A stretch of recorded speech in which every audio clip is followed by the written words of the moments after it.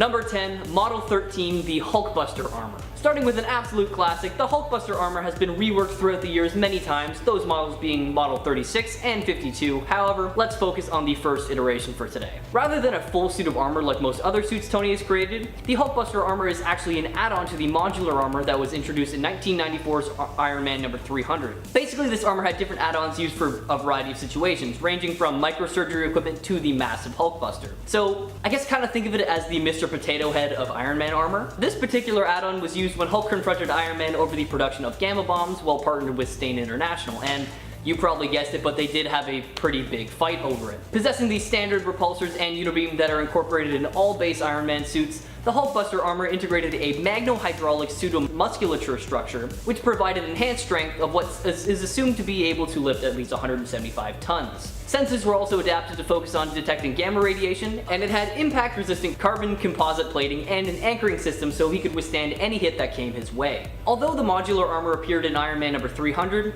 the Hulkbuster armor didn't appear until a few issues later in Iron Man number 304. But, I mean, we're all pretty familiar with this one, I assume, since it has already appeared on the big screen in Avengers Age of Ultron. So, let's move on to some stronger and maybe lesser known armors.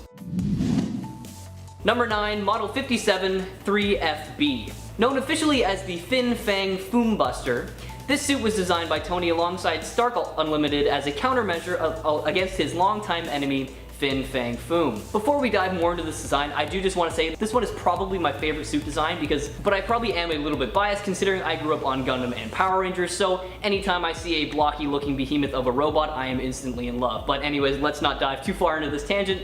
Let's get back to the 3FB. Deployed by Stark to intercept Triple F, that is what I'm calling Fang Foom because my god, that is a real mouthful, when he attacked Manhattan. This suit was deployed as a set of autopiloted air repulsor cannons, and in true Megazord fashion, they combined together to create the 20-story tall suit powerful enough to keep Triple F at bay.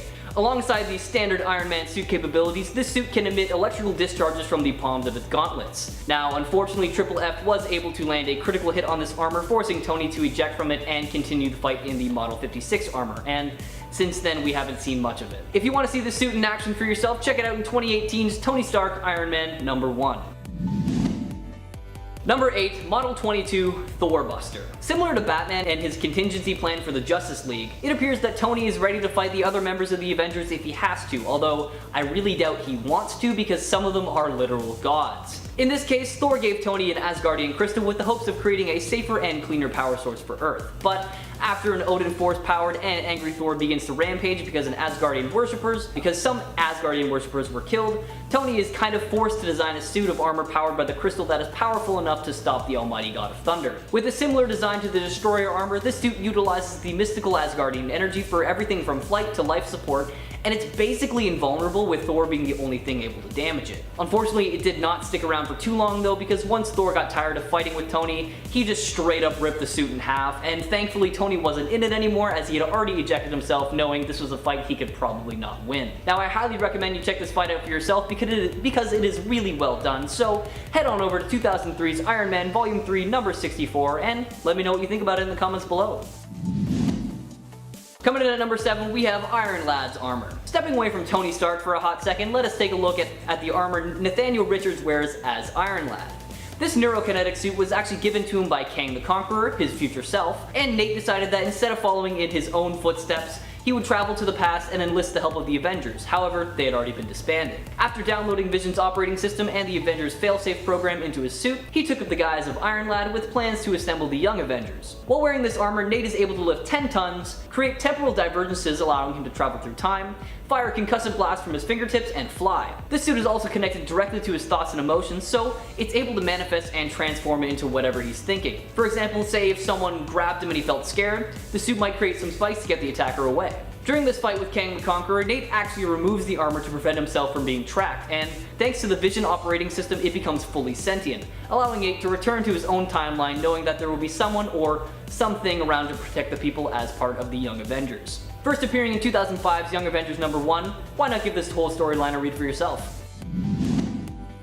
Number 6, Model number 9. Now this one doesn't really get a fancy title like the other ones for some reason, but that doesn't make it any less powerful. After just one look at it, you're probably really confused why I put it on this list today, and rightly so, because it is one of Tony's earliest models. Tony finished this model just before the first Armor Wars and was very reluctant to use it due to its high power capabilities. However, he was later forced to use it to stop firepower after he was previously defeated in his other suits, and needless to say, he kinda got a taste for it because he continued to work as Iron Man in this suit for quite some time. Equipped with a battle computer that can track up to 60 enemies at once, a universal translator, an energy shield, and so much more, this suit is really not one you want to mess with. However, that's not why I thought it should be mentioned today. This suit is unique because at one point it actually fused with the Sword of Legend, Excalibur, bestowing Tony with magical powers along with his already incredibly advanced technology. And now with a badass new look, this suit also made him invulnerable, and this suit allowed Tony to defeat an extra-dimensional eye monster before reverting back to its original form. It sucks that this form didn't last longer, but hey, I guess if you make Iron Man invincible for too long, his ego might get bigger, and I don't think anyone would be able to handle that. The model number 9 suit first appears in 1988's Iron Man number 231, but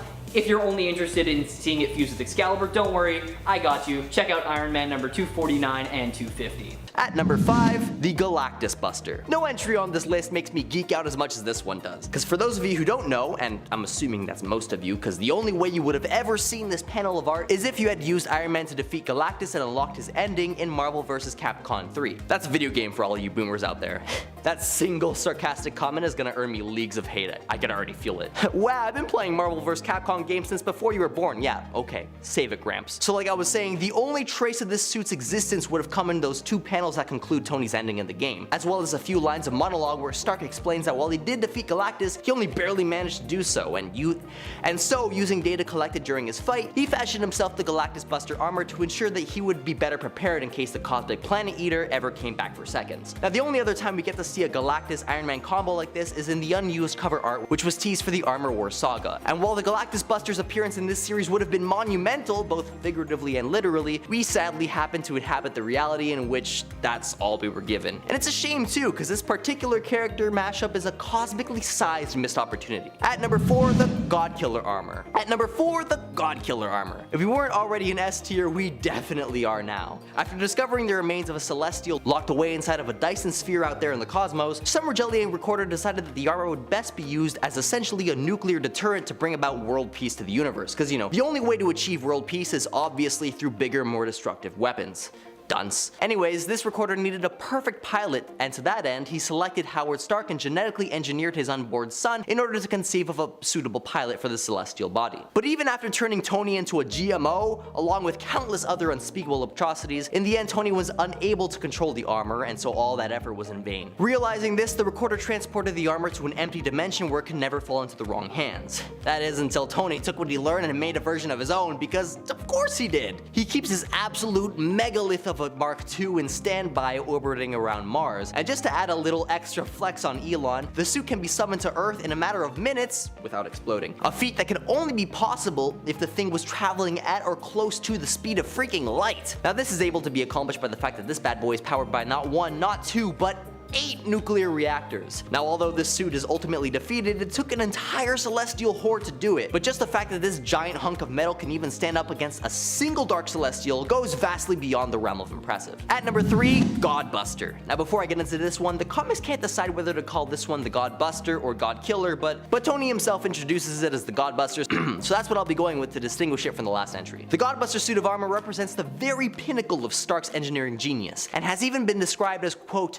Tony's masterpiece, the ultimate weapon. Now for as epic as this ultimate weapon is, unfortunately Tony has the suit destroyed along with all the components required for its construction almost as soon as he builds it, as Tony himself believed that the suit was simply too powerful to even be allowed to exist. Hot damn. As a matter of fact, the armor was so intricate in design that it shouldn't even be physically possible to even conceive of its design in the first place, as he was only able to do so within the confines of the virtual reality he developed called Escape. This allowed him to utilize the upper limits of his unleashed imagination from the restraints of the human brain. After coming back from the Escape, Tony used his bleeding edge 3D printers to construct the armor in real life, albeit with the limitations of his meaty monkey brain still causing the intricacies of the design to fade from his memory. But what are the features that deem this suit worthy of such hype? Well, aside from the ultra powerful unibeam and the fact that this suit seems to have gotten hitting repulsor cannons out the wazoo, we don't really get much action from the Godbuster. All we can really do is take Stark's word for it. At number 2 is Emperor Stark. Okay, this next entry is a bit of a tangent from the others, but I'm including it here because this alternate Tony was elected Emperor of the planet for life, making him quite literally the most powerful person on Earth. Meaning this entry is supremely powerful thanks to a technicality, not his armor. So if you want to cut to the most powerful Iron Man suit of all time, go ahead and skip to number 1. But as for Emperor Stark, although from the outside it may seem that this reluctant hero was given the mantle with a heavy and humble heart, in reality it was Tony's plan all along to assume dominance as the undisputed monarch of Earth, as he engineered the very threats that forced the world to yield their power over to him. Firstly, he secretly orchestrated the Mutant War simply in an attempt to thin out the world's superhuman population, with Captain America and Mr. Fantastic among the defeated. So after betraying his race and secretly helping the mutants win the war for the promise of co-dominating the planet, he then went and betrayed Magneto, making this double-crossing double-crosser the hero of the conflict. But according to Tony, soldiers don't make for good leaders, so his ascension to power truly began during the Great Famine, when a powerful virus, which was secretly developed by Stark Industries, not unlike the mad cow disease, left most animals unfit for human consumption. And within a year of the outbreak, a new strain of fungal rot,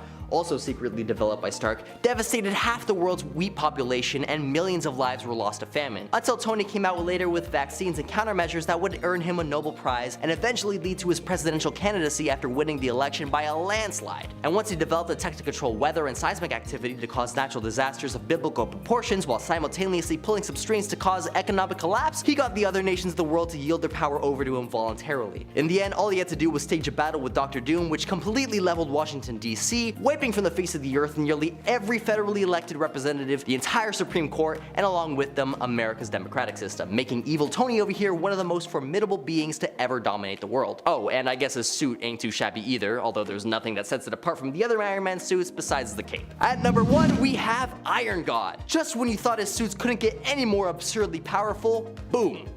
Iron God. This stupendously powerful suit of armor is a divine makeover of Model 70 after Stark and Korvac were bestowed with the unthinkable godlike abilities thanks to the power cosmic, the essence of the cosmos itself. Then the two unleash those powers upon each other in the most epic space battle of cosmic proportions, crashing into moons and using entire planets as launching pads, and naturally causing collateral chaos on an interplanetary and even interdimensional scale that gets so out of hand that the Living Tribunal themselves have to step in to help end the fight, bringing along with them some extra equally powerful cosmic beings for good measure. After apprehending Korvac, the Tribunal decides to let Stark retain his divinity, and so Stark goes back to Earth, now capable of transforming the world as he sees fit. His first gift to Earth as Iron God was to bestow everyone in the city with his genius level intelligence, to the dismay of Reed Richards, who says he actually feels a bit dumber. He turns haters into yes men with a snap of his fingers, turns Silver Surfer into a silver puddle, and, well, on that note, pretty much one-shot every single hero who disagreed with him. It wasn't until he one-punched Rhodey so hard his head turned all the way around that he realized his power had gotten to his head. So he revives everybody and apologizes profusely, eventually giving up the power cosmic. Biggest reason why narcissists shouldn't be gods, but while he was one,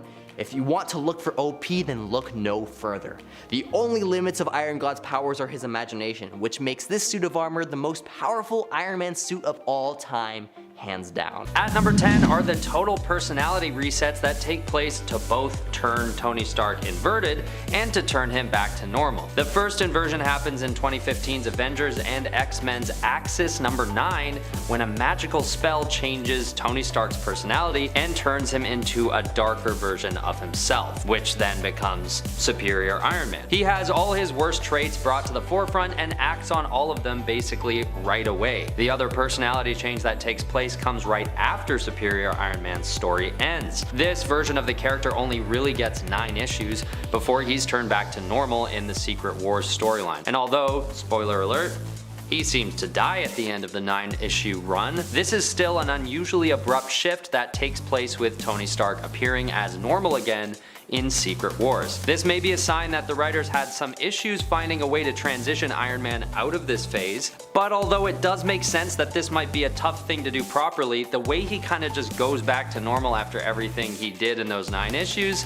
it's a little jarring. At number 9 is that Superior Iron Man makes serious efforts to purchase a media conglomerate. After selling a dangerous weapon to international buyers and making billions of dollars, he decides that His next move will be to try and control how the public views him. Although the deal doesn't actually go through, this effort just shows how different this version of Tony Stark is from the one we're used to. He's still just as smart, but he's more willing to take major risks and hurt people in the process. He's so driven to make this purchase go through that he actually offers double what the company is worth to ensure that he can carry out his plans. And if he had gotten control of the media empire, his ultimate plan would probably have gone through in the end. Already having control over the masses using the extremist virus, imagine how airtight his plan would be if he also had their opinions in the palm of his hand. Luckily, the plan doesn't go through, but it's close. And that is one of the things that makes this version of Tony Stark so terrifying. He's still a relatively personable character who's good at masking his intentions. So him trying to make this purchase and getting so close to actually closing the deal shows how quickly people are ready to allow a dangerous criminal to carry out his evil plans. At number 8 is the fact that Superior Iron Man releases a popular free app to the public, which actually turns out to be a virus called the Extremis 3.0. Tony Stark's first move after his personality is inverted is that he moves to San Francisco and develops an app that he then uses to try and control the masses. The app itself is so powerful and addictive that it becomes one of the most popular apps in the world very fast, with the app starting as a free service and the effects being that it offers people beauty, intelligence, and good health. It's no wonder why it gets so popular so fast. But the catch is that the app is only free for the first day, before you're obligated to pay $100 a day to keep it going. This is speculated to be a metaphor for modern mobile phone technology and the way that the public gets obsessed with it. It may even be a metaphor for the evils behind some social media developers not having the foresight to see the detrimental effects their technology has on its users. At number 7 is that Superior Iron Man actually turns Alcatraz into his own evil lair. After Tony Stark moves to the West Coast, the app isn't the only thing he creates to get himself more power in the city. He also makes the decision that he wants to settle down and buy some property to help strike up business with other investors. But this version of Stark decides it's more his style to buy a place that's right out in the open. So out in the open that it actually takes up a whole island, Alcatraz Island. And if you're not familiar with what Alcatraz Island is, it's right off the coast of San Francisco in complete view of everyone living in the city. And Stark doesn't keep his new structure humble or hidden by any means at all. He builds an enormous secret lair that he calls Stark Island, sort of like a classic evil lair that a villain from a James Bond movie would work out of. And although it's all done legally as far as we can tell, this is just another example of Superior Iron Man's grandiosity and arrogance as a villain. At number 6 is that Superior Iron Man develops a whole new armor called the Endo Sim Armor Model 50. If you know about this suit of armor, you'd know that it's considered one of the most powerful out of all Iron Man's suits. The main property that sets this suit apart from the others is that it's made of a symbiotic material, or at least draws from the physiology of a symbiote. This means that Tony Stark can summon the armor from wherever he is, and it will crawl or float over to him and cover his body. It then hardens around him, becoming stronger than steel and arguably stronger than the original Iron Man suit. And just like a symbiote, it has properties that makes it seem like it's alive. So with a suit that's even more alive than the HUD and AI assisted original armor, it's also able to match his senses and support his each and every move without needing much verbal communication. For example, the suit actually turns red when Tony Stark gets angry, which is a pretty awesome feature actually. Even though it's basically just an aesthetic function, it proves that the armor is a living thing, which somehow makes Superior Iron Man even more intimidating than he already was. Number 5. Mark 48 Cold Iron Armor. Another suit coming from the mind of Tony Stark of Earth 616 is the Cold Iron Armor, formerly known as Mark 48. It was first used by him after a stealth mission gone wrong, and Stark found himself in need of some reinforcement. At first glance, it doesn't look all that powerful in the conventional sense, but that's because it's specifically designed for the interaction with the magic realm rather than the human realm. What was otherwise a regular Iron Man suit was altered with the help of the magician Siobhan Haldane, who basically created something to help Stark survive in the world of the Dark Elves. The suit itself is made of cold metal, so just touching it weakens the Dark Elves, and it can also fire weapons made of that same iron, allowing the Armored Avenger to live up to his name just a little bit more, while being effective against the things that have a weakness to that material. All in all, this makes him deadly enough for the Elves, who normally, for mortals, are a big threat, and that is why the suit is on our list today. Check it out for yourself in 2014's Iron Man Volume 5, number 24. Number 4, Mark 29 Extremis. Yep, that is right, I'm actually talking about the Extremis armor this time. In an attempt to take down the Extremis-powered Malin, Tony did the only logical thing he could think of. Inject himself with a modified dose of Extremis to heal his injuries and allow him to pilot a suit that he'd been working on that was a bit tougher and a lot lighter than anything else he had built before. The modified dose allowed the crucial undersheath of the Iron Man suit to be super compressed and stored in the hollows of Tony's bones. The undersheath became directly wired to Tony's brain, which allowed him to control the new Iron Man armor with thought and even interface with other technologies. As one of Tony's more famous and recognizable suits, you probably already know a bit about it and what it's capable of, but I'm gonna give you the rundown anyways.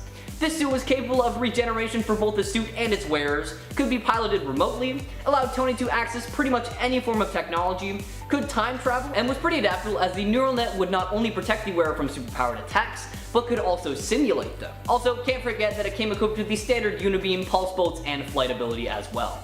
Why not check it out for yourself, starting with 2005's Iron Man Volume 4, number 4. Number 3, Mark 38 Uru Armor. Making its debut in the Fear Itself storyline, the Uru armor, also known as the Iron Destroyer, was an enchanted bleeding edge armor that was based off the Destroyer, enhanced with Asgardian magic, and covered in Asgardian Uru metal. During the War of the Serpent, Odin Borson let Stark have access to the forges and created an arsenal of Uru weapons to combat the enemy forces raising the Earth. In order to acquire his own enhancements, Tony merged the systems of the bleeding edge armor with Uru, turning it into the Iron Destroyer until the end of the battle. This specific suit's capabilities are not entirely known, but since it is an improvement on the bleeding edge armor, then we can only assume it still has all the capabilities of that suit, such as regeneration, that whole energy blade and deflector shields thing, and of course, the normal weaponry that you would expect.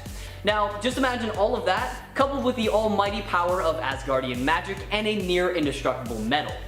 That would make for one ridiculously OP suit. So why not check it out for yourself in 2011's Fear Itself number 7, and let me know what you think of it in the comments below. Number 2, Mark 68.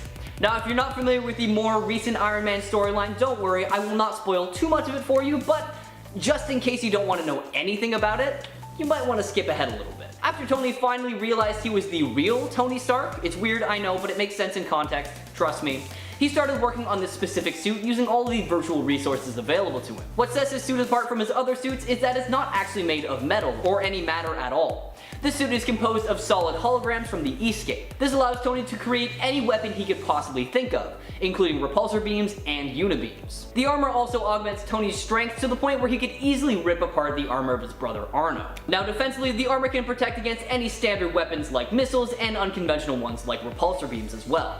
I think the best way to sum up the suit is with a quote from Tony Stark himself. "Come on, Arno, still making armor out of metal? How very 2020. I'm a futurist. My new suit's made of an entire world, the E-scape. Solid hologram, virtual armor, it's only my limit.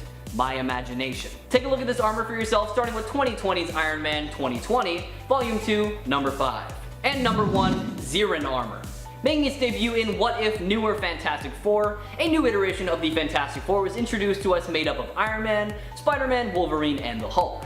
This iteration goes up against Thanos as they are apparently the best chance of taking him down, and they do actually succeed with Wolverine cutting off his arm. But anyways, I'm going to focus on the Xiran suit now. When Xiran, the tester of the Celestials, was murdered by Thanos via the use of the Infinity Gauntlet, the newer Fantastic Four brought Xiran's arm through their modified negative zone portal where Tony Stark and Bruce Banner, who had been permanently separated from the Hulk at the time, could study it properly. After learning that the Celestials controlled their armor via sheer willpower and thought alone, Tony managed to adjust the armor to respond to human thought, and linked it to the negative zone using Mr. Fantastic's technology, and then took control of the armor and made it his own. The actual capabilities of this suit are not fully known, but with the vast cosmic powers it should possess, the armor is able to withstand planet-shattering impacts with ease, and the armor is able to withstand strikes from nuclear warheads, and is said to even be more powerful than some of the Celestials out there.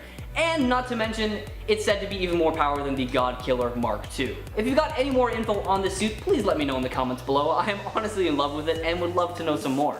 For now though, check it out for yourself in 2009's What If Newer Fantastic Four. Number 10, the Arctic Armor. First appearing in Iron Man number 318 in July of 1995, the Arctic Armor was made to withstand the harsh temperatures and conditions of the Arctic. While mainly used by Tony so he could access his secret Arctic bunker, the suit could be used in other cold weather situations, like if he had to fight an Arctic-based villain. Being in Canada, I would absolutely find a use for this suit. For example, I could use it to walk to work without the air hurting my face. Number 9, Hydro Armor.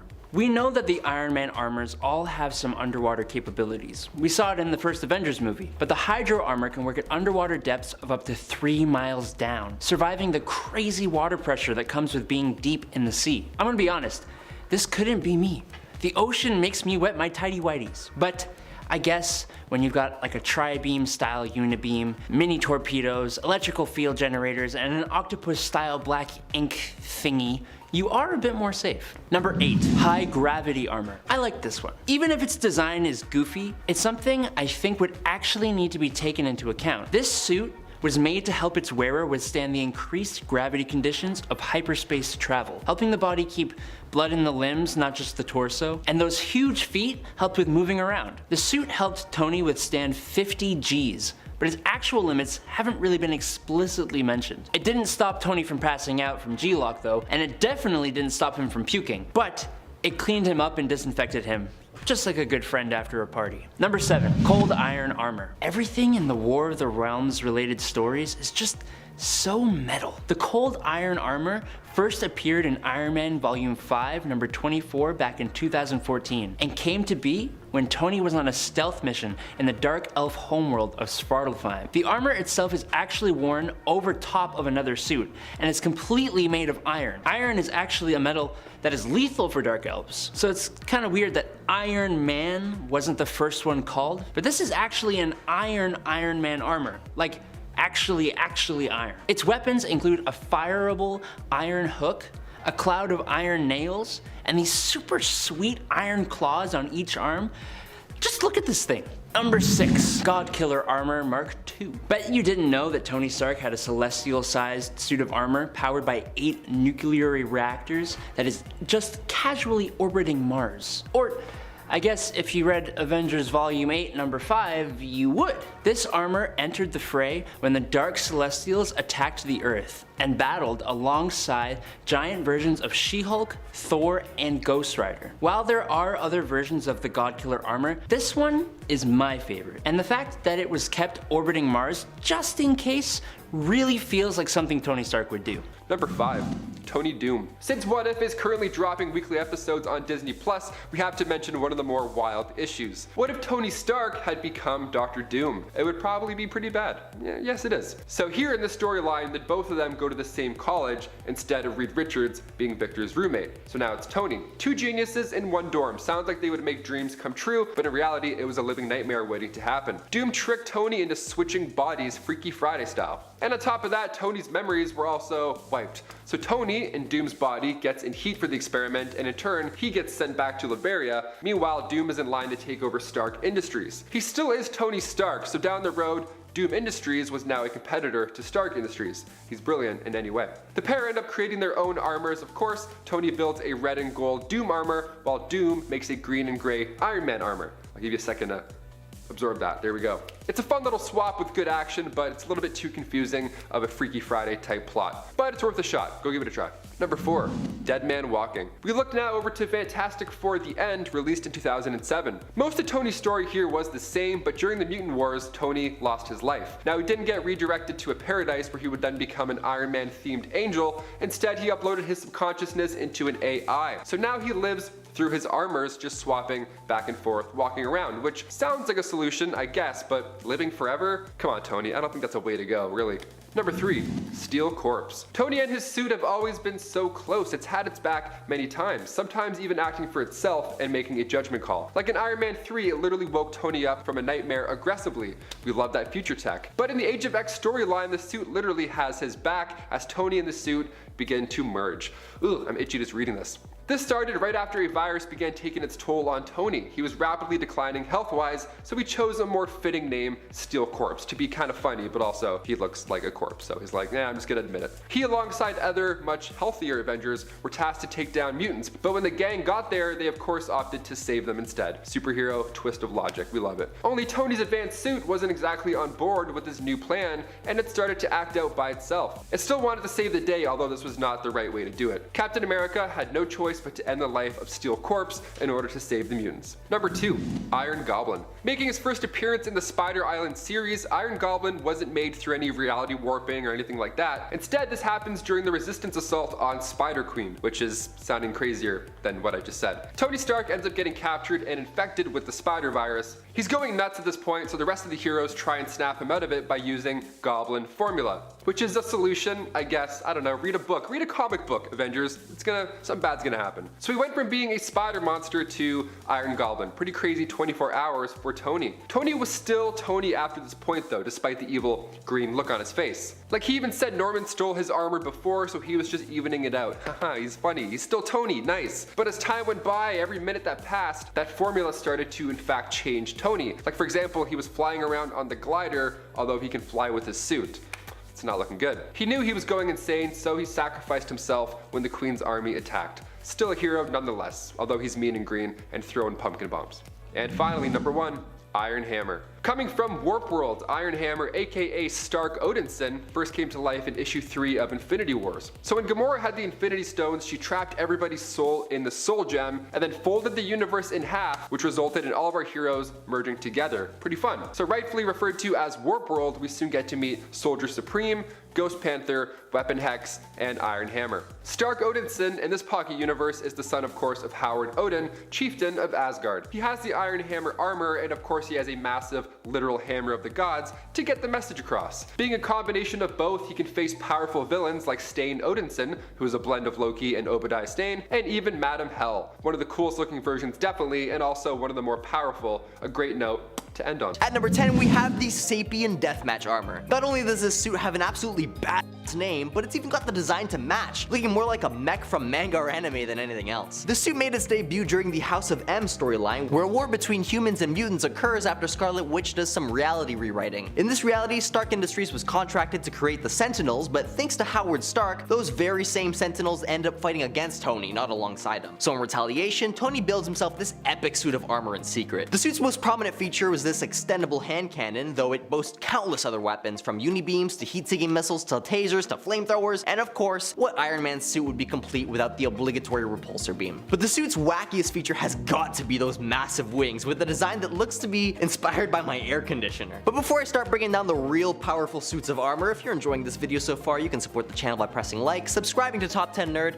and ringing that notification bell. Now that mandatory plea for engagement is over, let's talk number 9, Anti-Transformer armor. Forget DC, I want to see some Marvel v Transformer action on the big screen, baby. But until that fateful day comes, we're just gonna have to be content with the Avengers Transformers comic book saga from back in 07. See, Tony is a fan of making tailored suits of armors to serve as contingency plans, like in the case of the Hulkbuster, for example. So you already know that when Tony heard of rumors of giant alien robots hiding amongst the citizens of Earth, he just had to go and whip up a brand new suit of armor specifically designed to combat the new threat, mano a mano. However, considering the sheer scale of the project, Stark ended up needing a lot more time to build the thing than he got, forcing him to put the suit into action despite utilizing a battery pack which severely undersupplied the suit's vast energy demands, leading to power management issues which would lead this energy-intensive behemoth of a suit to run out of juice quite quickly. Tony tried to circumvent this problem on the fly with the help of Optimus Prime by routing the battery to an external power supply, but doing so presented an equal and opposite problem, as fueling the suit in this way caused it to be prone to overloading the battery. At number 8 is the Extremabite armor, because if you're looking for something cooler than a symbiote like Venom, look no further than this cyborg symbiote, my friend. You see, this suit was originally one of many symbiote dragons, yes, you heard me right, dragons, but Tony got a hold of it and was able to reverse engineer the symbiote technology using a techno-organic extremis virus, rewriting the symbiote's DNA and severing its connection to the whole hive mind, giving Tony full control of the symbiote. Well, as much control as one could have over a symbiote. And speaking of which, here's a nice little fun fact. Symbiotes aren't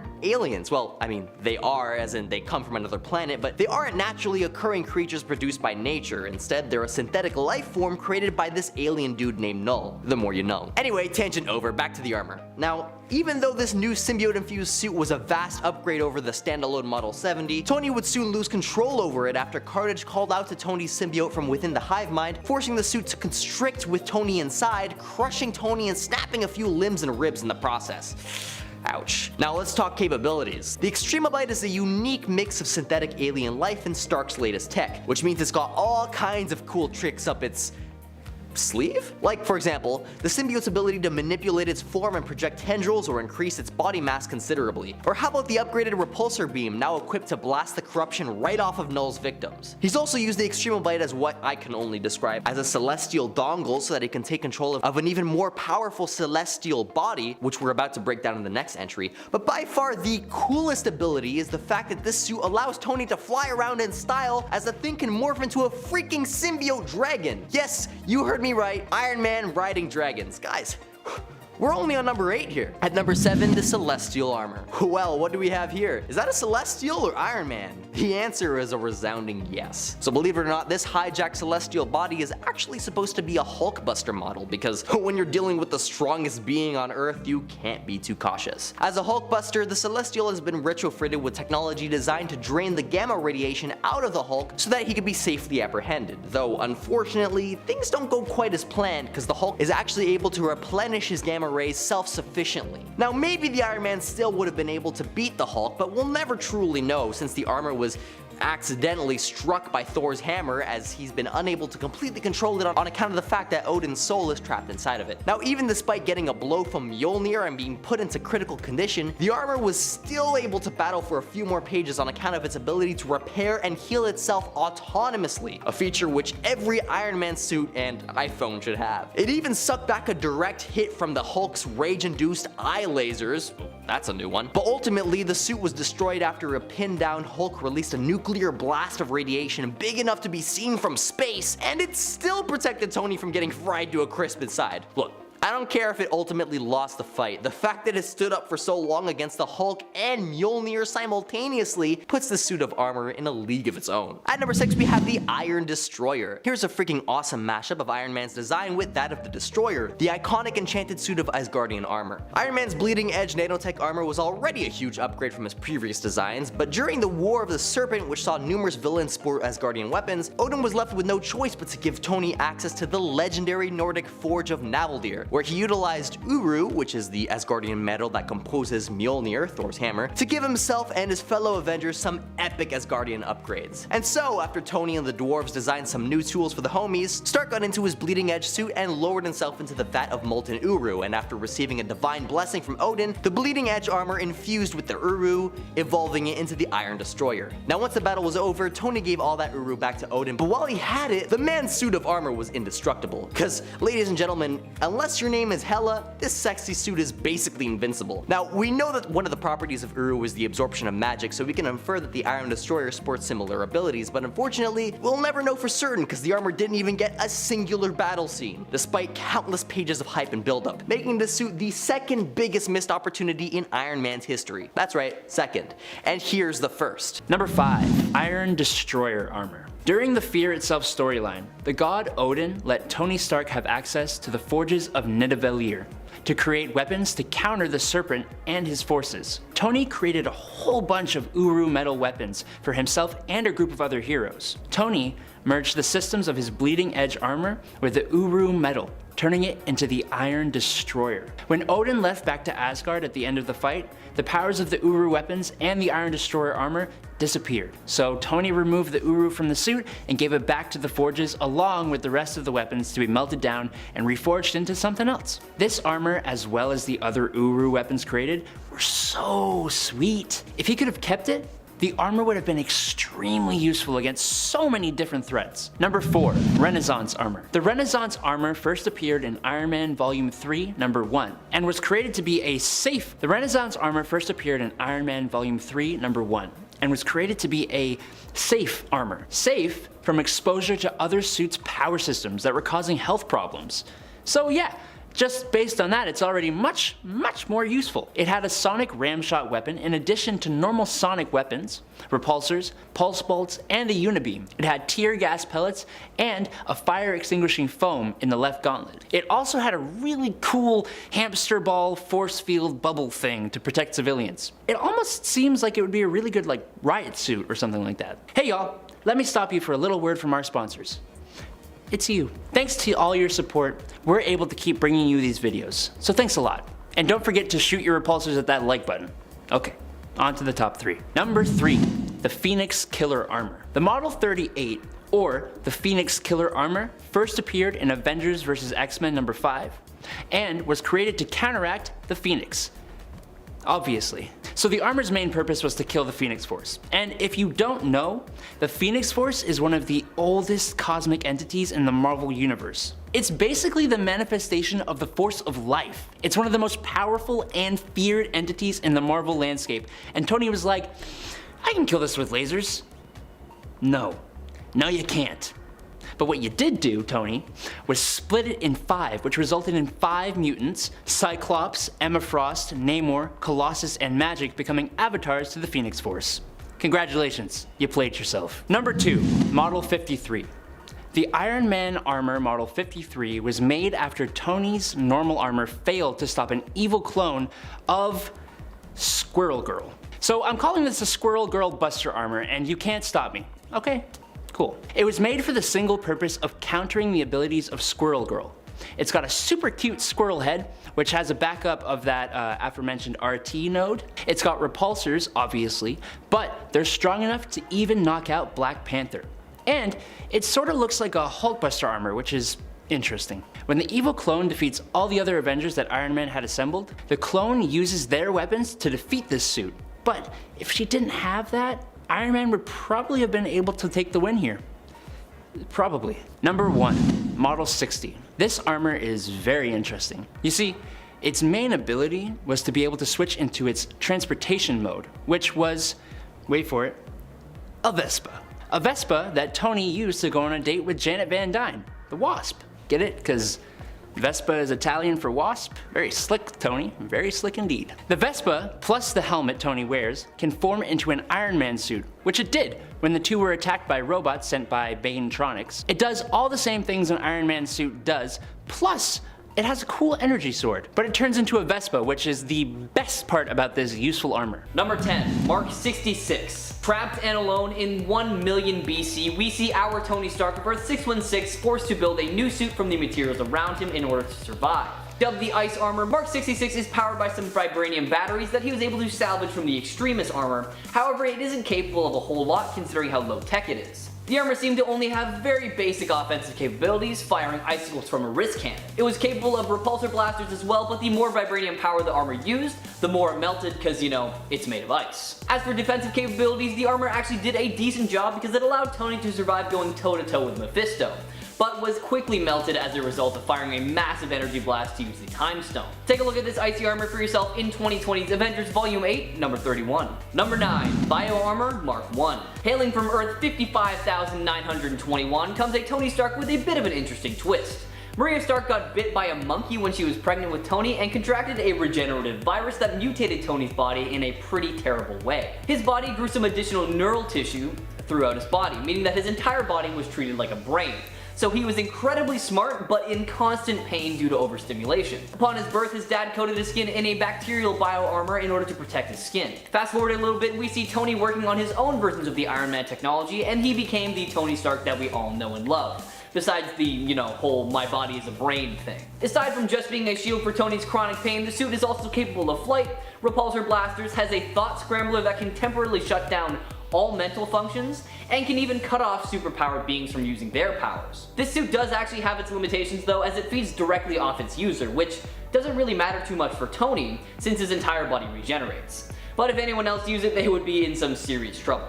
Check it out for yourself, starting with its first appearance in 2005's Ultimate Iron Man number 1. Number 8, Overload Armor. Appearing in the What If Marvel series, we have a Tony Stark of Earth 64,894 and his Overload Armor. After his first suit proved to be a pretty much a success, Tony decided to patent his new technology and sell it off to the world. But this proved to be a bit of a problem because it created this huge arms race between governments and effectively ended the age of heroes, since naturally powered heroes couldn't keep up with the new tech enhanced ones. Because of this, Tony became a bit of a loner and sealed himself off because he feared that he would get hurt or even killed for the outcome of his actions, but he never stopped working on new tech just to stay ahead of the game. This is where the Overload Armor came into play, a massive suit that Tony used to absorb all of Magneto's magnetic powers, causing the suit to explode and envelop the planet in an energy wave that would render all of his tech useless. sending the world back into the Dark Age. After fighting with Magneto and his acolytes, Tony made up for his sins by not only taking down the villains, but also by forcing the world, in a very nice way, to use their funds for less harmful technology. Check out this suit for yourself, starting with 1994's What If Volume 2, number 64.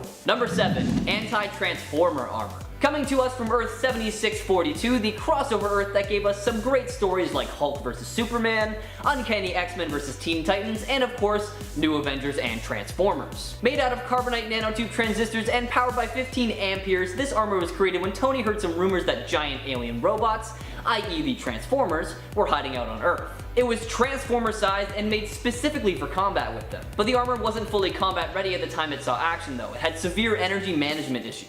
Specifically, it was extremely energy intensive and ran low on power very quickly. Additionally, it was also prone to overload if power was supplied from an outside source. Nevertheless though, it served Iron Man well in his confrontation with the Decepticons, but was ultimately beheaded by Megatron, and Iron Man then exited the oversized suit and continued combat in his Extremis armor. Funnily enough, after the battle was over, Tony thought about what improvements he could make for another anti-Transformer suit, planning to make it even bigger than the last. Check it out for yourself, starting with its first appearance in 2007's New Avengers / Transformers, number 2. Number 6. Mark 45 Deep Space Armor. For a brief period of time, Stark traveled out into space to work with the Guardians of the Galaxy in hopes of understanding what was happening in the cosmos just a little bit better. In order to do so, he needed to create a suit that not only allowed him to survive the harshness of space, but also allowed him to move around with ease. The deep space armor that he created is absolutely incredible, as it's capable of traveling at warp speed for interplanetary travel, featured upgraded versions of all its normal weapons, and came equipped with an armor extension similar to the Hulkbuster armor known as the Saturn V armor, specifically designed for landing on harsher planets. The suit also came equipped with the upgraded Pepper AI system, which was capable of taking over the suit in case of emergencies, and it had the Stark Omniversal multitasking software installed in it, meaning that Tony could control all of his suits on Earth from light years away. This suit is one of the most adaptable models Tony has ever created, and I highly recommend you check it out for yourself, starting with its first appearance in 2013's Iron Man Volume 5, number 5. Number 5. 1602 Armor. I think that everyone can see what Neil Gaiman and Adam Kubert were going for with the Iron Man design from the 1602 miniseries. It is a steampunk-esque design from the Middle Ages, and that sounds like a great idea on paper, but in execution it's actually very over-designed and somehow more complex in the Mark I armor. In the world of 1602, Anthony Stark is Lord Iron, a man who was taken captive during the Anglo-Spanish War and forced to make weapons, after being subjected to torture by this universe's version of Bruce Banner named David Banner. Later on, after Banner becomes the Hulk, Stark is summoned by the King of England to track Banner down. Needing some sort of protection in order to survive, Stark dons his iron armor that is powered by lightning bottles that provides him with super strength and near invulnerability alongside a couple other fun electricity powered gadgets. Stark eventually found the Hulk, and despite his pleas for forgiveness, Stark continued to attack him until a much bigger threat forced the two of them to team up. With a busy paint scheme and design, the 1602 armor ends up making Iron Man look a bit like a Doctor Who villain, which probably wasn't the intention, and that is why it's on this list today. Check it out in 2005's Marvel 1602 New World number 2. Number 4. Mark 6 Hydro Armor. So usually whenever Tony has to go underwater, he just dives right in and the armor protects him. However, in a few cases, Tony has had to dive pretty deep into the ocean, and obviously the pressure could crush even a regular armored suit with ease.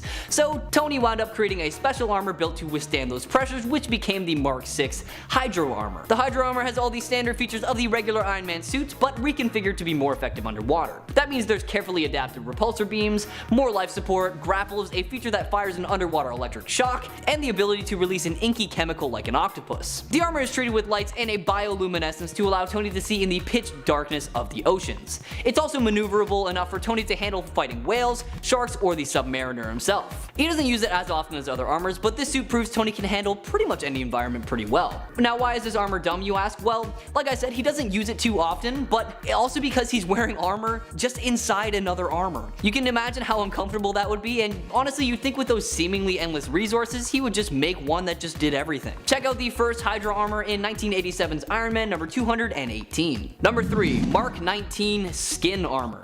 Now it seems to me that Tony Stark is really into that whole metal but make it weird concept when it comes to his armors, and that is definitely seen in one of his earliest experiments with that concept, the skin armor. This suit was made of an adaptive liquid alloy that could simultaneously become as hard as adamantium and yet stay flexible enough to bounce and bend comfortably. It's a super cool concept and made for a pretty badass suit since it featured some upgraded versions of Stark's existing tech and was able to be controlled remotely. However, the way this suit formed is actually what makes it a rather dumb design. Basically, the flexible alloy only formed the gold sections of its armor and would only harden or form around the red parts on command, meaning that Tony would be running around like looking half dressed most of the time, which is pretty ridiculous. Check it out for yourself in 2001's Iron Man Volume 3 number 42 and let me know what you think of it in the comments below. Number 2. Iron Lantern. Hailing from Marvel and DC's Amalgam Universe comes Harold Stark, a combination of Hal Jordan and Tony Stark, who acts as a hero under the name of Iron Lantern. In this reality, Stark was injured after an alien ship crashed into Earth, and in an attempt to stay alive, he made an armor out of the wreckage of the ship, using the Lantern power battery he found as the power source. This suit not only allowed him to survive, it also granted him all of the powers of the Green Lantern. Using these newfound powers, Stark was operating as the Iron Lantern and took down many powerful enemies such as Madame Sapphire, Great White, and of course his arch nemesis, Mandarin Estro. Now I want to get it out of the way that I love the Amalgam Universe. I've talked about it in so many other videos, but honestly this hero just isn't doing it for me. Iron Man's calling card is that he's just a man, but with that ring, the iron seems pretty redundant and kind of eliminates the humanity imbued into Tony Stark. Check it out for yourself in 1997's Iron Lantern, number 1. And number 1, the Sniff Buster. Now you're probably sitting there like, what are you talking about? That doesn't exist. And I mean, technically you're right since I completely made up the name, but it'll all make sense once I explain the suit a little bit more. For a period of time, Iron Man's armor had a big old nose on the front of it. The true story is that Stan Lee, upon seeing an Iron Man cover, made an offhand comment asking, hey, where's the nose? Meaning that he thought the helmet just looked a little bit too snug to Tony's face for a nose to fit.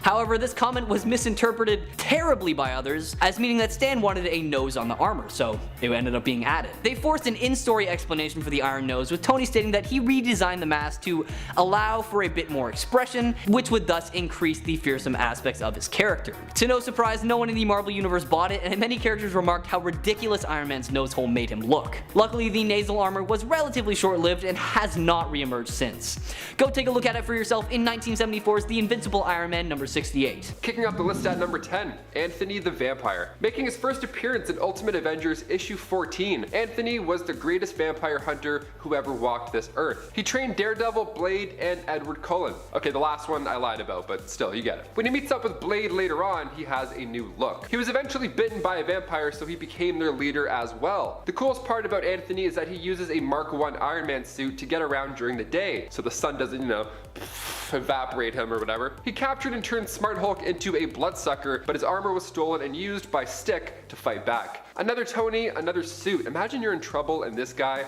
rolls up on you. What a surprise that would be. Issue 16 of Ultimate Avengers opens with a great Twilight parody, but this is also the last time we see this Iron Man take flight. And that's because Hulk punched his head off, and usually when he does that, you don't come back, vampire or not. Number 9, Iron Lantern. From the Amalgam comic universe, Iron Lantern is of course a millionaire who is in charge of Stark Aircraft. While he's working on a flight simulator, it straight up took off and flew him somewhere else. Best simulator ever, if I do say so myself. Then it crash landed on the ground, injuring Stark, and he realized he was brought to a crashed alien spaceship. That spaceship belonged to none other than Roman Sir, who died before getting a chance to talk to Hal Stark. Not being in the best condition, obviously, after the rocky landing, Hal started working with his newfound tech on a new suit, hopefully to save his life. The Green Lantern upgrade of his suit saved his life for sure, but it also gave him the power to create anything out of green energy. He used a battery that reminded him of a lantern to do so. And then he went on to fight the aliens that had shot down Roman Sir and continued fighting enemies such as Madame Sapphire and Mandarin Estro, who, yes, you already know exactly what I'm talking about. Before we continue on with this list, if you want to go ahead and give us a thumbs up, that would be great. It really helps us out here quite a bit. You're the best. Thank you so much for watching. Let's get right back into this list of weird Iron Mans. Number 8, Lord Iron. Coming from Marvel 1602, Lord Iron was amongst the other heroes who rose to fame, but a little bit back in time. See, Captain America was literally shot back in time, so the Age of Heroes has to begin there. And in turn, we get some fun versions of our Avengers. Anthony Stark was taken and held captive in the Holy Land during the English and Spanish War, a little different than the cave that he ended up with in our time. He was forced to make weapons still for them for weeks, mirroring Tony's origin in a fun, older way. David Banner was torturing him this time around though, so Anthony makes his own suit powered by lightning bottles. Okay. Now it doesn't matter which timeline Tony ends up in, he's destined to be Iron Man one way or another. Number 7, Iron Man Noir. Coming from the Noir series, Iron Man of Earth 90214 had to go all the way to Atlantis to fix his heart problem. What am I talking about? Let's find out. Tony in this reality was an industrialist adventurer. It feels like National Treasure almost. We meet Tony and the crew and they're looking for something called the Jade Mask. This mask that was said to cure any kind of ailment, so he figured, hey, it's worth a shot to fix the old ticker. It didn't work, so some traders then revealed themselves once the mask was found, so Tony and Rhodey escaped and returned to New York. He goes on yet another treasure hunt with Rhodey, this time to Atlantis, because he heard a rumor that this power source could also do wonders to his heart, maybe, perhaps. Tony gets the trident and again, he gets betrayed. Zemo and his forces were strong enough to kidnap Pepper, and Tony and Rhodes need a new plan. They travel to Zemo's castle, and it's then that it's revealed that Zemo is actually Tony's father, brainwashed by Strucker. And he was also equipped with Iron Man suits because action and adventure. As far as Noir storylines go, Iron Man isn't my favorite, but the whole Nathan Drake vibe that Tony has is still quite fun. And also, Atlantis. It's kind of weird. Dive in. Number 6, Earth X. Also known as Earth 9997, this version of Iron Man hit the pages back in Earth X issue 0. This time around, the human race is at risk due to the release of Terrigen mists. So Tony decides, you know what, I'm just gonna isolate myself, not being sure how the mist would react, which is a fair point. So in turn, he would wear his armor all the time, then eventually he made an Iron Manor in New York. Super cautious, you know, with today's stuff going on, you can't really blame him. He went even further when he decided it was best to create his own team, the Iron Avengers. Guy was super paranoid. So eventually Galactus did come along, so Tony used his Iron Manor and distracted the Celestials beforehand. Now during this, Tony lost his life. Some wreckage impaled him, and for the first time in a while, Tony was able to breathe open air. How, you ask? Well, he died, and his soul immediately went to the realm of the dead, and that's when Captain Marvel's soul recruited him for an army set to take on death. Which is, first of all, nuts, because even after you die in Marvel Comics, you can't just chill out in heaven. You have to, like, go fight another war immediately. Like, come on. But Death did eventually die, and that's when Tony got another huge upgrade in Paradise. Using the High Evolutionary's devices, Tony was changed into this angelic being, of course, still with wings. And he looked like Iron Man, so that's fun. You can customize your own angel outfit once you get up there. That's good to know. Number 5, Deep Space Armor. This is probably the one armor on this list that most people have heard of. This suit was created when Tony Stark took a vacation from Earth and went out into space with the Guardians of the Galaxy. The suit can use an autopilot in emergencies and even allows Tony to control suits hundreds of light years away back on Earth. It's a modular suit too, allowing for things like enhanced back thrusters and wrist-mounted explosive launchers. It even has an extension that allows for lunar landings. It can travel at warp and sub-warp speeds, which is useful for space travel. Just overall for space travel, this suit is the most useful of all the Iron Man armors. 4. The Ablative Armor. This armor was pretty unique. It consisted of tons and tons of little honeycomb-shaped tiles that are all held together by a force field. The idea was that the tiles would break on impact, better absorbing impacts that a solid piece of armor was less useful for. Anytime a tile would be destroyed or fall out of the force field, it would be replaced by another tile, which is good for a suit of armor. These tiles could even separate from the armor itself and be used as projectiles or as countermeasures. Overall, it's just an armor with so many unique and useful capabilities, and I hope we see more of it. Hey you nerds, before we get on to the top 3, I just wanted to say a quick thanks for watching. I hope you're enjoying the video. If you are, why not hit us with a like and maybe subscribe? It really helps us out to continue giving you videos. Alright, moving on. Number 3, the Nano Iron Man Armor. Now this is a bit less of a traditional armor. When battling Fin Fang Foom, Tony initially used the giant Fin Fang Foom Buster armor, but when that failed, he instead shot a pod of thousands of Nano Iron Man armor microbots into the dragon thingy's blood. The bots were then remotely operated to investigate Fin Fang Foom and then fight his antibodies and travel to his brainstem, where the armors were used to destroy the control disk. Nanobots are a technology we're trying to develop in the real world to solve thousands of problems, mainly medical in nature. So this is an extremely useful armor. Number 2, Thor Buster armor. Now most people know about the famous Hulkbuster suit thanks to the MCU, and just because it's awesome. But did you know Tony has made a Thor Buster armor as well? There are actually a few Asgardian-based Iron Man armors, and they are all extremely awesome and useful. But to me, an armor to counteract the God of Thunder directly seems the coolest. He used the armor to go toe-to-toe with the God of Thunder, who is already massively powerful. But Thor was actually boosted up by the power of the Odin Force at the time. The armor was able to manipulate Asgardian energies like the Odin Force, which served Tony well. He was even capable of stopping Mjolnir mid-fight. Unfortunately, Thor destroyed the suit's reactor, forcing Tony to eject. But if this armor could trade punches with Odin Force Thor, it would be extremely useful facing any Asgardian-related threat. Number 1, the Virtual Armor. This suit is probably the most unique of all of Tony Stark's armors. It's also the most recent suit on this list. The Virtual suit first debuted in Iron Man 2020 Volume 2, Number 5, when Tony Stark had his consciousness pulled out of his body to save his life, and it resulted in the Virtual Armor, which was made from the resources of the 13th floor, which is basically a virtual reality built of solid light. Look, it's hard to explain, okay? The Virtual Armor could allow Tony to create any weapon he can think of. It augmented his strength, it protects against weapons fire, and it's invisible by default, acting as almost a force field around Tony. It can separate to form a prison-like bubble. The suit even somehow still allows him to fly and protects him from the vacuum of space. I have no idea how it works. Like, at all. And it's the most comic booky thing I've ever heard of, but its almost limitless possible capabilities easily make it the most useful Iron Man suit. Number 10, Stealth Armor. Yes, Iron Man has a stealth suit. Are you surprised? You're gonna say no, right?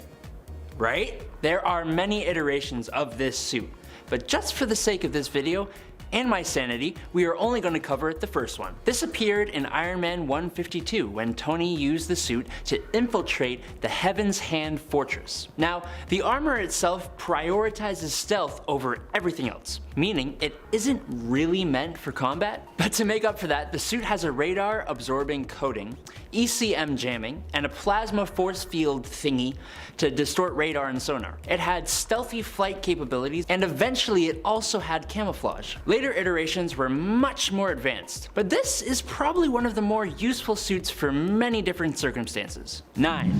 Endosim Armor. I saw some of you guys suggest this one, so I wanted to give it a spot. The Endosim Armor is a super slick and capable version of the Iron Man armor. A lot of you have probably heard of it, but whatever. This armor first fully debuted in the Superior Iron Man story when Tony's moral axis was switched. The suit is based off of symbiote biology, meaning the process of the liquid metal suiting up is completely psionic. It's basically almost alive, not having its own intelligence, but can form into an armor without the user inside of it to command it. Tony can even send the suit out onto another person to protect or trap them. The repulsors are uber powerful. It has rocket boosted punches, can absorb electromagnetic energy, and it's not weak to sonic attacks like most symbiotes. It's also super stylish. Number 8, Rescue Armor. Thanks to the MCU, many people probably know that Pepper Potts has an Iron Man-like suit. Donning her armor, she becomes the hero Rescue. The armor was secretly designed by Tony for use by Pepper. The suit isn't really built for offense. Its specialties are more emergency search and rescue. The original thrusters don't even create heat,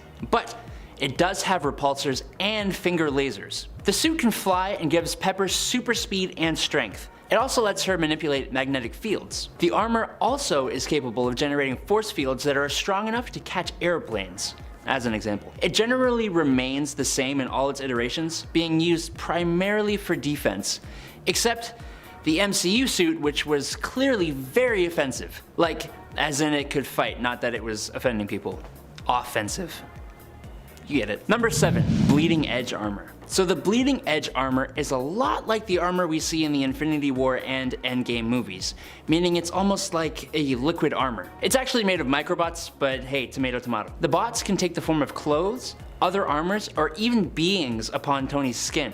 As well as that, the suit can form a bunch of different weapons. The part about this suit that I think makes it ultimately the most useful is its RT node. This powers both the suit and Tony's transhuman body. It grants him a crazy augmented intelligence and superhuman multitasking and learning abilities.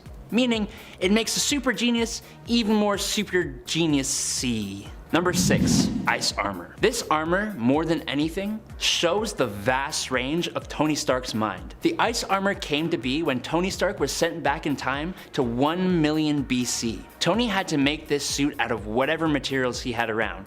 So at the time, it was a limited amount of vibranium that he turned into batteries and circuitry of his ruined modern armor. The suit defensively was kind of impressive, considering it was able to hold up against a fight with Mephisto, even if it got damaged. The weapon systems were super low tech, like so low tech it fired icicles. I'm sure this was pretty high tech though for 1 million BC.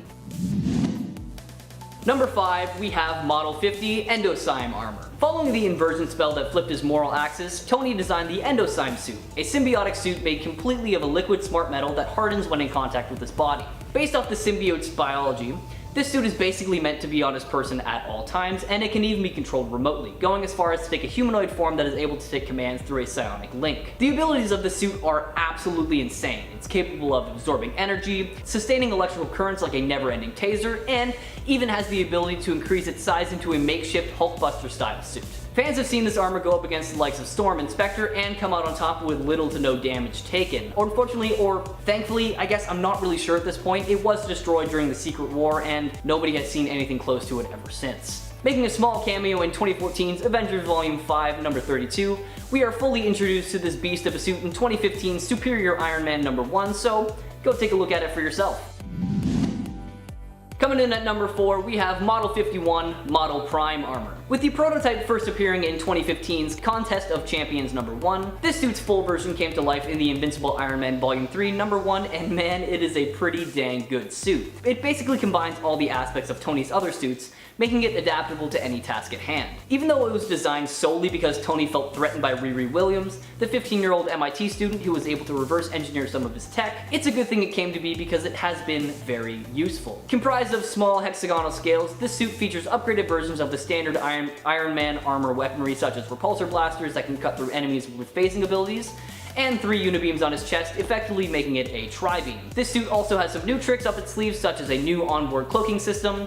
It can work autonomously if the pilot is injured, and most impressively, the suit can change shape at a moment's notice into anything from a sword to a complete shift into a Hulkbuster-like suit. It's also immune to a number of attacks, namely sonic attacks and EMPs, and can take a serious beating from the likes of Captain Marvel and so many more. There has also been another character in the Marvel Universe who actually donned this specific suit for a bit, but you know what, I'll let you find out who it was for yourself.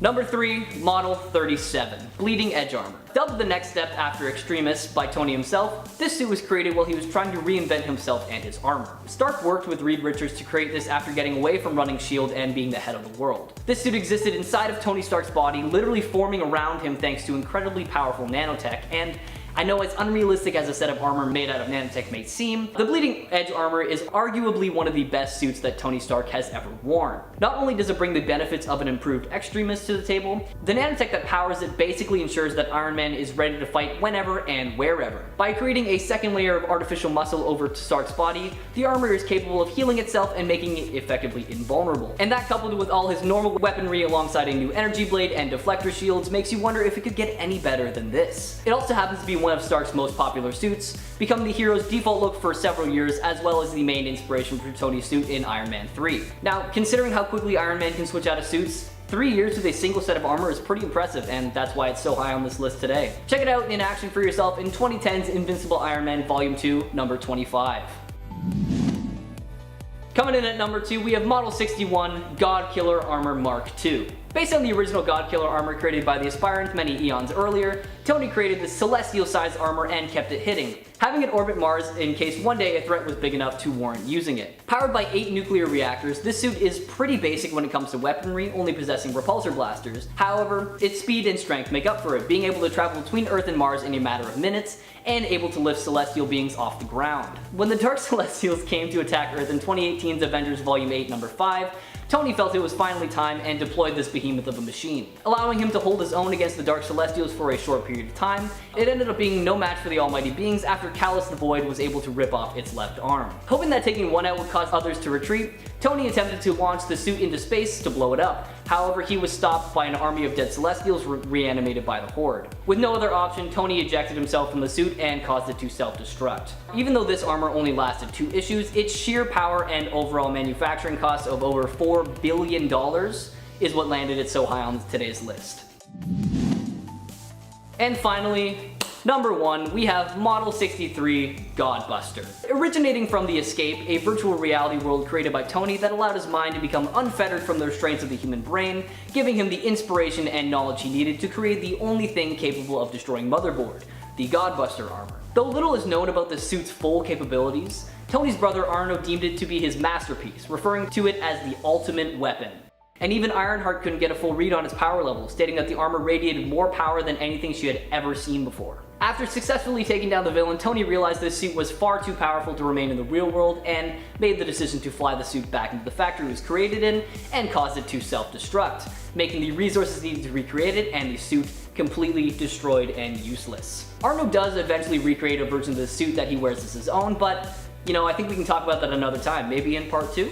Who knows? For now though, this is all we know about the best Iron Man suit ever made, so why not check it out for yourself in 2019's Tony Stark Iron Man number 10 and number 11. Number 10, Mark 1 Model 3. Okay, I want to get it out of the way right now that I am in no way talking smack about the design of the original Iron Man suit.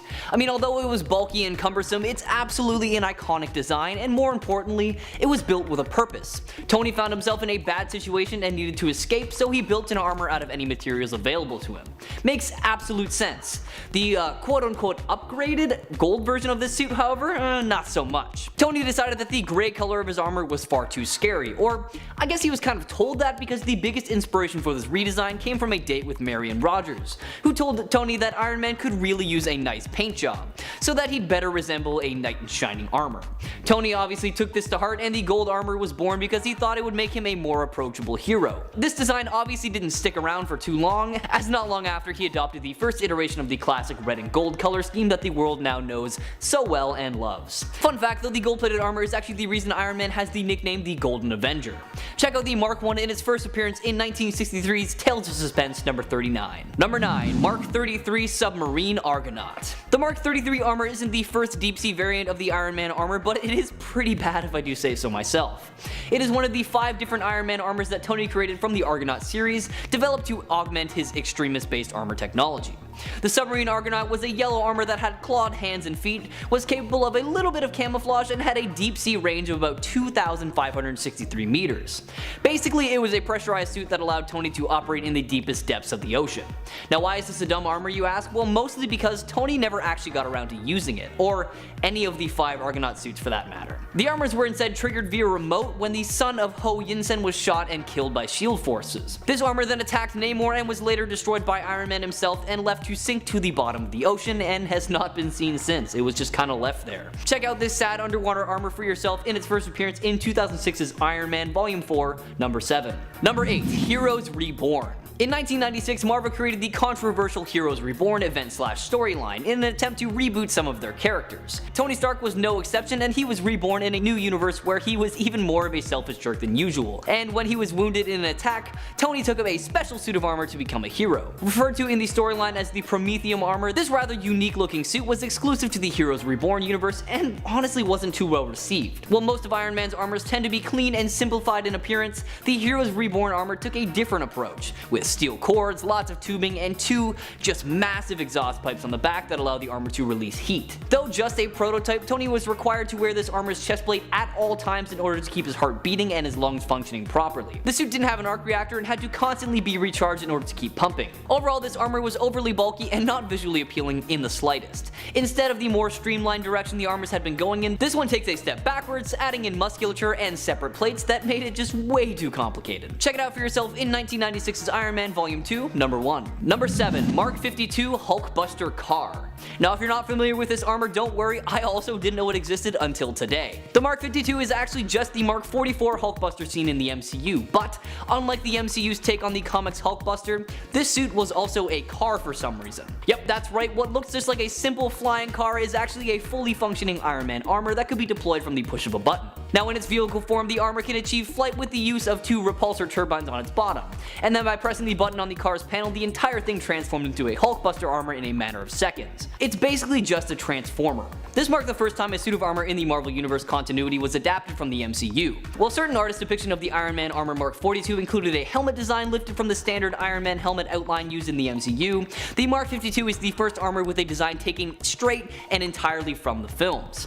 Now why Tony decided he needed another Hulkbuster at this point in time is beyond me, because he certainly was not fighting any big bad guys. But also why he thought it needed to be a flying car as well just makes absolutely no sense. Like, he really wasn't struggling for any money because he had just sold Stark Tower at the time, and I don't know, maybe he just wanted to see if it was possible. Either way, check it out for yourself in 2016's all new, all different Avengers #1. Number 6, Ablative Armor. This is another one of Tony's armors that wasn't supposed to be dumb, silly, or weird, it just kind of turned out that way.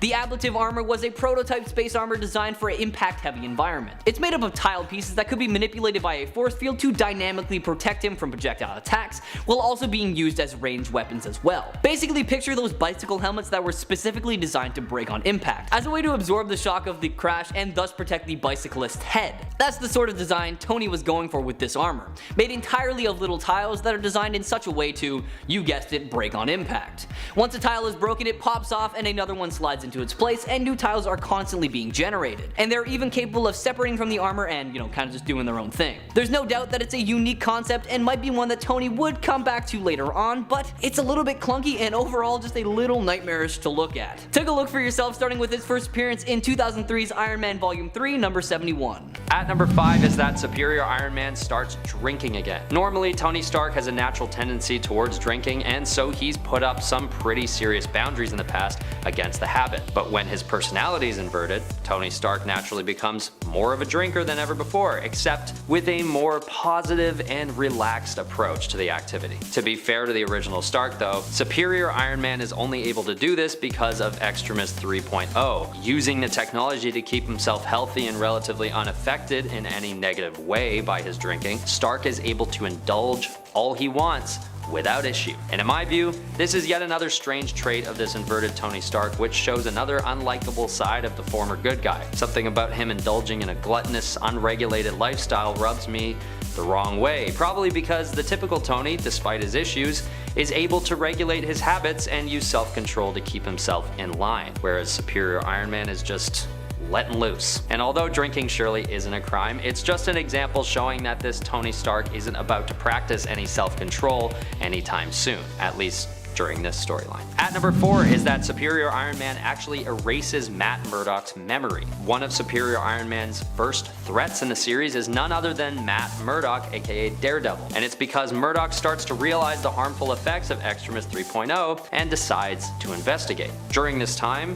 Daredevil occupies San Francisco as well, so this issue is all around him at all times during this storyline, and he has a hard time not noticing it. But what he finds even more disturbing is that Stark has actually been forcing the virus into people without their consent, and he's doing this through the water supply. So Daredevil does all he can think to do and fights Tony before threatening to tell everyone unless Stark stops what he's up to. But this is a big mistake because Stark instead immobilizes Murdock with his Endosim armor and wipes his memory from the last few days. And although this is a very petty move, it does work and pretty much neutralizes Murdock's motives to take down Stark's plans. If you know the comics, you know that mind wiping is known as a pretty awful thing to do to someone, even for the worst villains. So this is a pretty nasty move by this version of Stark, who isn't even yet showing his worst side here. At number 3 is the Iron Sight program that Superior Iron Man puts in place in the city of San Francisco. When his own app coerces people into spending ridiculous sums of money per day, they start to resort to violence and other crimes to afford the service. And instead of discontinuing his app for the greater good of society, he instead develops a whole program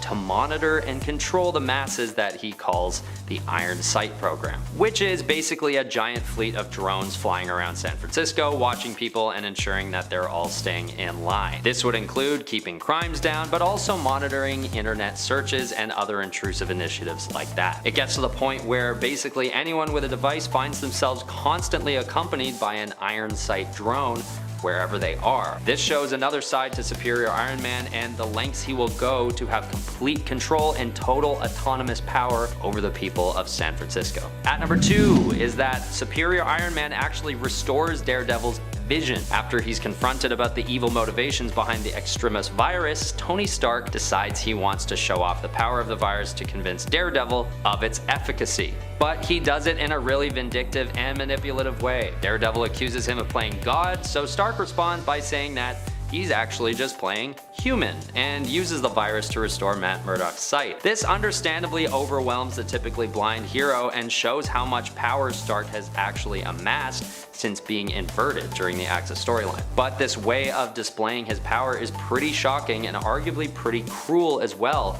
especially considering Daredevil's sight is once again taken away once the effects of the virus wear off. The normal Tony Stark would never have shown off his power in this way. Well, he also wouldn't have developed such a dangerous and nefarious technology in the first place. But still, this act is pretty wild and something that people often overlook the significance of. At number 1 is that Superior Iron Man actually fights Captain America. This fight is definitely more well known in the context of top Superior Iron Man facts, but it's important to mention and put right at the top of the list because those who don't know about this battle need to know how crazy it was. Because this fight is arguably even more epic than when the two fight during the Civil War storyline. All of the buildup of Superior Iron Man becoming evil comes to an epic climax in issue 44 of Avengers, which is when this event takes place. It's also, spoiler alert, the last issue that we see Superior Iron Man in, because he actually dies at the end of the battle. Although Captain America doesn't really take the win either. They both die in a helicarrier crash. But as sad as that is, this is probably the only way Superior Iron Man's reign could have come to an end, with the only other person who knows Tony Stark as well as he knows himself taking him down for good. It's hard to say if without this intervention that Superior Iron Man would have ever concluded his tyrannical tirade, but it's good that Cap stepped in to put a stop to it just in case, thus capping off the short run of Superior Iron Man as a fun and suspense-filled storyline.